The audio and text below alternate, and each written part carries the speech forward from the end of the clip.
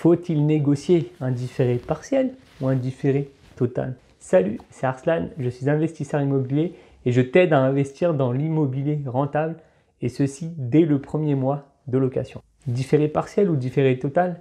C'est la question que je reçois souvent par mail de la part d'investisseurs. Alors reste bien jusqu'à la fin, tu sauras lequel choisir des deux et pourquoi beaucoup d'investisseurs se trompent au sujet du différé total. Alors tout d'abord, on va définir ce que c'est le différé d'emprunt. Donc le différé d'emprunt ou différé d'amortissement, ça va consister à repousser les échéances de ton crédit immobilier. Il y a deux types de différés. Alors premièrement, on va voir le différé partiel. Alors le différé partiel, tu vas rembourser dans un premier temps uniquement des intérêts intercalaires et c'est qu'après la période de différé que tu vas rembourser le capital et les intérêts associés. Donc au cours de la période de différé, tu vas avoir une mensualité très faible et au cours du temps, donc une fois que la période de différé sera terminée, donc là tu vas commencer à payer des mensualités pleines, donc comprenant la part de capital et la part d'intérêt. Et maintenant dans le cas du différé total. Alors dans le cas du différé total, tu n'as rien à payer pendant la période de différé et c'est qu'une fois la période de différé terminée que là tu vas enfin rembourser le capital et les intérêts associés ainsi que les intérêts intercalaires qui étaient dus au différé que tu as mis en place. Alors il y a une croyance parmi les investisseurs que le différé total est gratuit comparé au différé partiel. Alors ils s'imaginent, comme ils ne payent rien durant la période de différé, ce service est gratuit. Or ce service n'est pas gratuit, c'est une facilité de paiement. La banque c'est avant tout une entreprise commerciale et le coût du différé total, c'est que tu vas payer des intérêts en plus. Tu vas payer des intérêts sur les intérêts intercalaires qui étaient normalement dus si tu avais opté pour un différé partiel.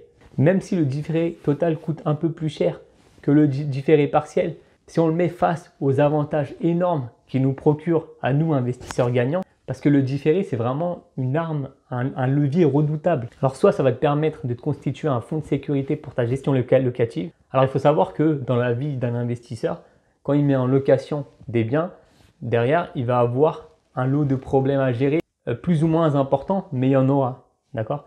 Donc il peut avoir de la vacance, il peut avoir des petits travaux. Donc le fait d'avoir un fonds de sécurité, ça va pouvoir permettre de dormir sur les deux oreilles. Donc c'est un gros avantage par rapport à ça. Et deuxièmement, en cas de travaux, donc imaginons que tu achètes ton bien et que derrière, tu as des gros travaux à effectuer. Donc tu auras finalement une période d'inoccupation dans le logement. Et le fait d'avoir opté pour un différé total, ça va t'éviter de devoir sortir de l'argent de ta poche pour payer des mensualités. Donc tu vas être relativement tranquille par rapport à ça. Et enfin, troisièmement, ça pourra aussi te permettre de te constituer un trésor de guerre. Un trésor de guerre qui te servira beaucoup pour tes futurs investissements. Imaginons que tu ailles sur des projets de plus en plus gros, tu vas pouvoir faire un apport. Ou même en cas de blocage, tu veux enchaîner, la banque te bloque, elle te dit non, là il faut mettre un apport. Bah, toi, tu auras la somme nécessaire pour la mettre dans un nouveau projet. J'espère que cette vidéo t'a été utile. Si c'est le cas, je t'invite à lâcher un like, à la partager si tu penses qu'elle peut être utile à d'autres amis investisseurs. Et n'oublie pas de t'abonner si tu souhaites rejoindre un nombre d'investisseurs gagnants qui ne cesse de croître de jour en jour. On se dit donc à bientôt. Allez, ciao!